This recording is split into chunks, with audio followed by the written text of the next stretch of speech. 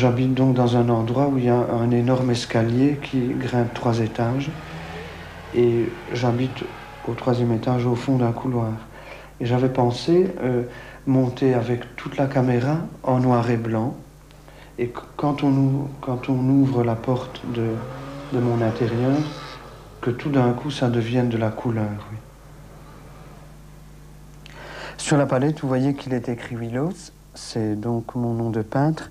C'est un nom que j'ai choisi quand j'avais 17 ans, je pense. J'étais en train de lire un livre écrit en néerlandais et je trouvais que le mot Willows était beau graphiquement. Il a un sens, je crois, mais pour moi c'est le graphisme qui importe surtout.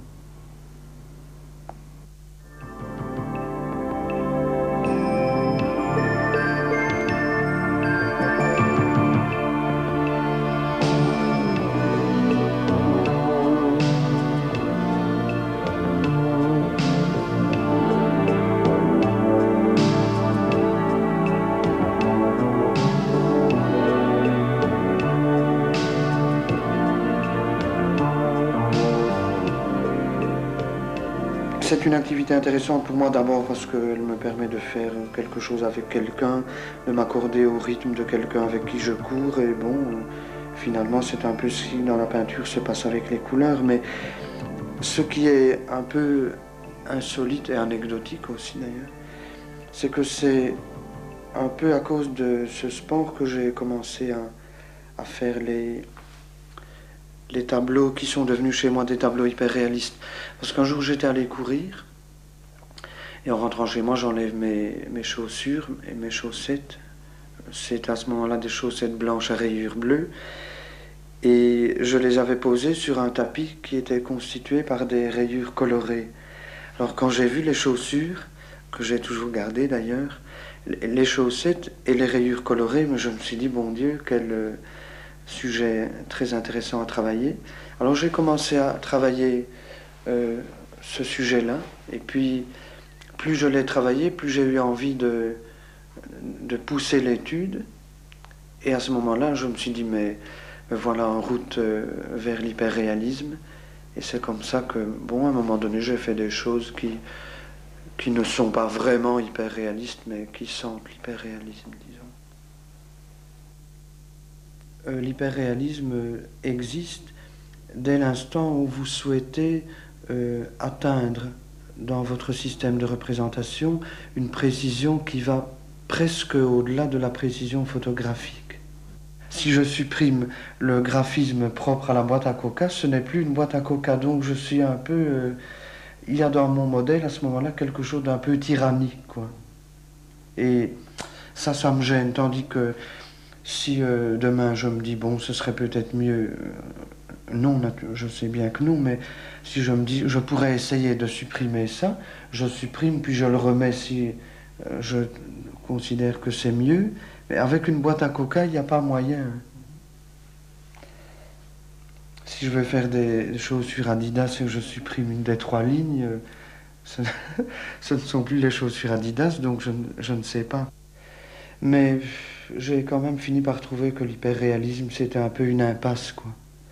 Parce que on survalorise l'objet, et à travers l'objet, une certaine technique picturale, et au fond, le résultat qu'on obtient est quelque chose d'un peu glacial, il me semble. Ça n'a pas la chaleur, je trouve, d'une peinture où le peintre s'investit davantage. Et où finalement, quelque chose d'un peu dérangeant est apporté par une technique personnelle, un choix d'objet plus libre. Il y a une dame qui me dit souvent, tiens, pourquoi faites-vous tout le temps les horribles tableaux que vous faites maintenant, alors que vous faisiez de si belles aquarelles autrefois?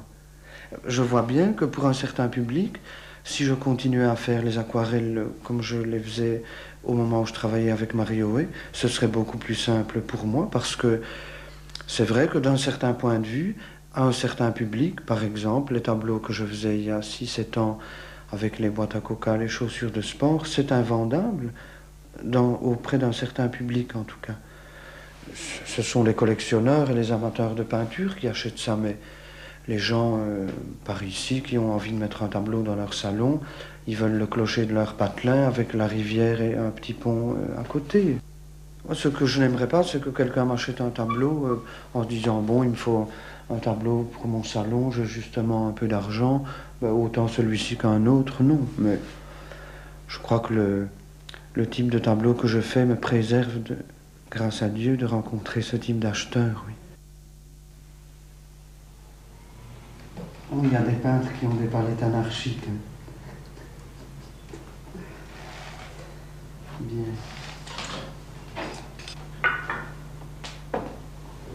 Tiens, j'ai essayé un vieux... En fait, c'est un type que j'ai eu comme étudiant, là.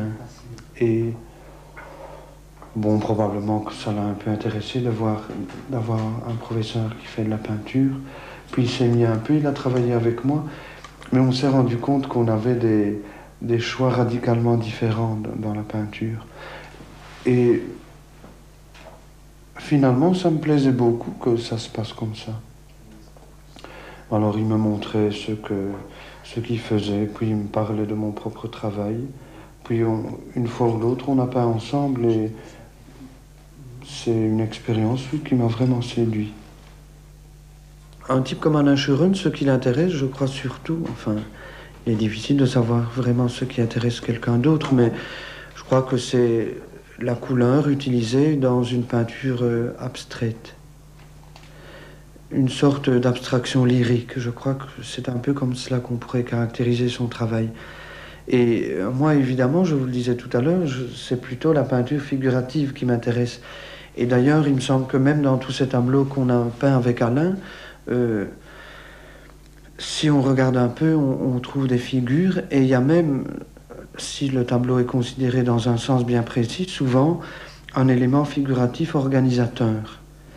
Mais ce qui est intéressant, c'est cette confrontation de deux désirs différents dans la peinture. Le désir d'abstraction et le désir de figuration, qui pourrait se démolir au fond, mais qui essayent de se rencontrer comme des complémentaires, avec le trait commun, bien entendu, que chez Alain Cheron et moi-même, il y a un désir de la couleur assez violent, oui. J'ai ici un ouvrage consacré à un jeune peintre anglais, David Hockney. C'est en fait un peintre qui m'intéresse beaucoup et dont je pense l'œuvre a exercé une influence intéressante sur mon propre travail. Pour quelle raison? Hockney a souvent été classé parmi les peintres hyper-réalistes et je ne pense pas qu'au fond il soit réellement hyper-réaliste. Ce qui se passe, c'est que c'est un peintre qui utilise la figuration, mais qui l'utilise, je dirais, très librement, et qui la dépasse et qui s'en sert avec une très grande liberté. Et je dirais que dans ces conditions-là, c'est quelqu'un qui me fascine vraiment. C'est aller à la conquête de l'inconnu par la peinture qui vaut la peine. Si en commençant un tableau, on sait, tiens, voilà, ça va donner ceci, ce sera telle couleur, ça produira tel résultat, ça ne vaut pas la peine. C'est le fait de dire, bon, je prends une toile, je vais faire par exemple un tableau avec des chaussures. Puis, une heure après, ça est devenu un tableau avec un jardin, et puis le lendemain, c'est un portrait. Ça m'intéresse. Moi, je suis très... Le mot tracassé ne convient pas, mais très impressionné par ça. Le fait que aussi bien le public que les directeurs de galerie aiment chez un peintre ce côté répétitif, quoi. Chez les gens, je crois qu'au fond, secrètement, ce qu'on décèle, ce qui existe plutôt de façon secrète chez les gens, c'est le désir de pouvoir reconnaître un tableau ou un peintre sans problème. Oui, si on peut dire, ah oui, ça, ce type fait toujours des godasses, c'est Willows, très bien, on est content. Ou bien, ce type de peinture naïve, c'est Maringer, pas de problème. ou ces bouquets traités à la façon un peu impressionniste, c'est Marioet, très bien. Mais qu'est-ce que ça change qu'on puisse dire, bon, ce tableau, c'est de tel peintre? L'important, c'est que quand on le voit, on se sent en communion avec le tableau. Quand on visite l'atelier d'un peintre, vous voyez des esquisses, des choses anciennes qu'il a gardées parce que c'est peut-être ses premiers dessins ou ses premiers tableaux. Vous avez des tableaux qu'il vient d'achever, des esquisses, des projets, des choses qu'il n'aimait pas mais sur lesquelles il n'a pas encore remis de la couleur. Si bien que ça peut donner l'impression d'un horrible bric-à-brac.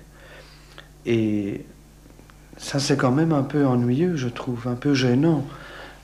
C'est important qu'une œuvre ait sa cohérence. Alors c'est un peu dans cette mesure-là, je trouve que ça vaut la peine de grouper un peu ce qu'on voit, oui.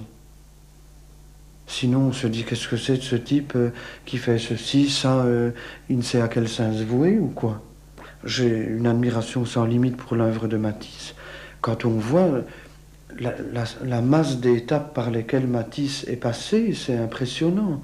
Quand on voit les moyens d'expression divers et multiples que Picasso a utilisés, c'est renversant.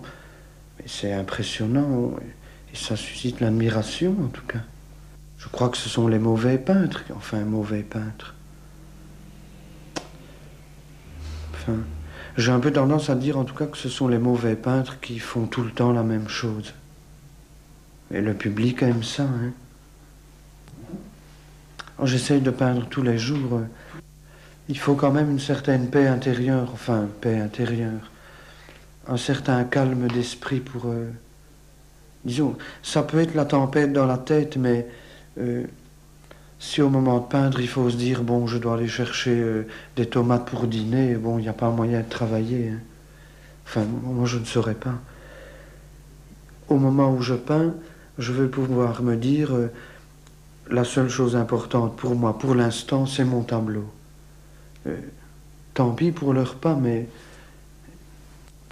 bon, quand on peint, seul compte la peinture.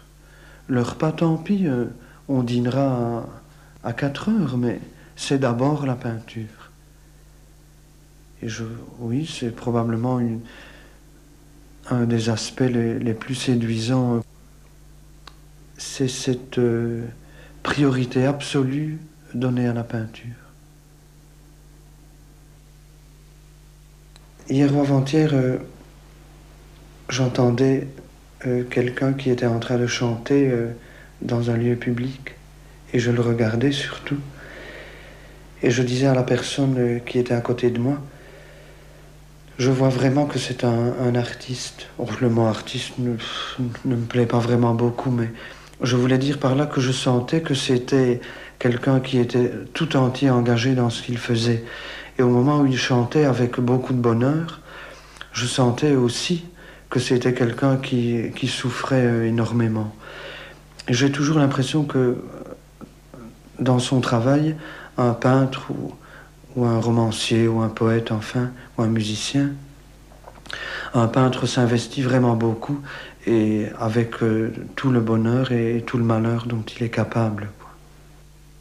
C'est vrai que souvent quand je suis dans un lieu où il y a beaucoup de gens, j'aime bien demander du papier et commencer à faire des esquisses. Lorsque vous prenez un papier et que vous commencez à faire un croquis, la personne sent tout de suite qu'elle l'est regardée avec intensité. Ce qui est d'ailleurs très important, ça montre bien que c'est grâce au regard qu'on existe, en partie. Hier, j'ai eu un coup de fil, quelque chose de complètement démentiel.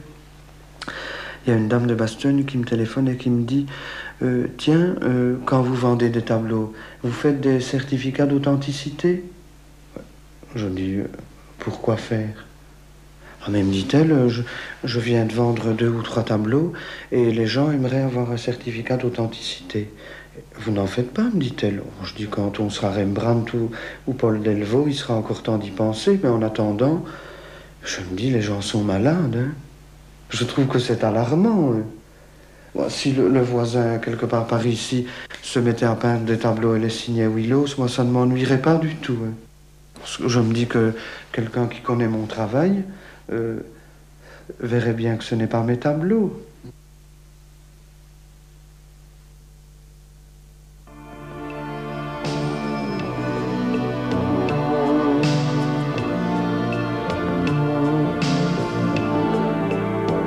On ne doit jamais oublier que le travail dans le domaine esthétique est toujours en relation avec d'autres modes d'expression. Et par exemple, lorsque j'écris, je le fais souvent en relation avec des sensations musicales. Non pas que j'écrive en utilisant un fond musical, par exemple, pas du tout, je ne le pourrais pas, mais au moment où je vais commencer à écrire, il m'arrive souvent d'écouter de la musique. Et c'est toujours de la musique tout à fait contemporaine, Barclay, James Harvest, le groupe Kyo, Electric Light Orchestra, ce sont des musiques qui me stimulent vraiment dans mon travail. Et lorsque j'écris, en tout cas, j'ai vraiment besoin de ce type de mise en condition. À côté de mon travail de peinture, j'ai eu l'occasion de publier un certain nombre d'ouvrages, une quinzaine, si j'ai bon souvenir. J'ai publié 4 livres de poèmes. J'ai été très intéressé par les rencontres avec Marcel Thierry, qui ont orienté mon travail vers la recherche des sonorités. De ces 4 livres de poèmes, je citerai par exemple Neige été ou Un jour le froid. J'ai eu aussi l'occasion de faire une expérience très intéressante avec André Aquin. Nous avons publié 4 livres de textes d'inspiration liturgique. Puis j'ai publié 2 romans, dont Le miroir de sable. J'ai publié aussi un journal qui relate un petit peu la manière dont se fait mon travail de peinture, mon travail d'écriture. C'est un livre qui s'appelle La solitude du bandeur de fond. Et le dernier livre qui a paru est donc une petite biographie de Marie-Hoé. Je crois que ce qui est important à signaler dans mon travail de peinture, c'est le fait que ce que je souhaite privilégier, c'est toujours la recherche. Je dirais que lorsque, dans un travail, le sentiment me vient que je pourrais frôler la recette, je cesse immédiatement. Et je dirais aussi, par exemple, que lorsque je commence à faire un tableau et que tout d'un coup j'ai le sentiment qu'il est raté, c'est une expérience qui m'intéresse beaucoup parce que à ce moment-là, je retrouve ma liberté et je me sens, disons, en mesure de recommencer quelque chose de tout à fait nouveau dont je n'avais pas idée. Ça, pour moi, voilà quelque chose qui compte, éviter à tout prix de sombrer dans la recette, en tout cas. Voici un autre article où il est question d'un petit ouvrage que je viens de publier et qui a trait à Marie-Hoé. C'est un petit ouvrage qui est biographique pour l'essentiel, mais je dirais une biographie particulière. Elle relate surtout des anecdotes. J'ai voulu montrer quel grand personnage était Marie-Hoé et j'y tenais parce que Marie-Hoé, c'est mon professeur de peinture. Je puis dire que c'est elle qui m'a pratiquement tout appris en tout cas. Quand j'ai rencontré Marie-Hoé, elle m'a fait travailler des sujets que font un peu les peintres par ici, mais en insistant très très fort sur la technique. C'était des tableaux, je n'ose pas dire conventionnels, mais comme on a l'habitude d'en voir, des représentations de cette petite ville, de la campagne environnante. Et à ce moment-là, je me suis rendu compte que la technique elle-même, c'était au fond une des choses les plus intéressantes de la peinture. Mais en même temps, c'est une tyrannie, un professeur comme ça. Parce que c'est quand même une grande personnalité et qui, à un moment donné, je redoute un peu que tous les professeurs de peinture ne soient comme ça. On a l'impression, à un moment donné, qu'ils souhaitent que leurs élèves reproduisent leur propre travail, quoi. Ce que je comprends malgré tout assez mal, parce que il y a de temps en temps des gens qui viennent travailler avec moi, et quand je vois qu'ils reproduisent un peu mon travail, ça m'irrite au fond. Parce que à ce moment-là, les élèves ont tendance à utiliser ce qui pourrait être considéré comme une recette, quoi. Moi, par exemple, quand je peins des choses comme ça, chaque fois que je m'y mets, c'est un nouveau tableau, je mets des choses en route, je les enlève, ce qui veut dire que c'est toujours une expérience nouvelle. Quand on travaillait ensemble à Rochehaut avec Marie-Oé, bon, le matin, elle allumait son feu pour préparer le café du petit déjeuner. Alors je lui passais la boîte d'allumettes par exemple, je la reposais sur un petit meuble à côté, elle hurlait en me disant non, ne la remets pas comme ça, mets-la comme ceci. Je disais quelle importance, oui mais la tache de couleur.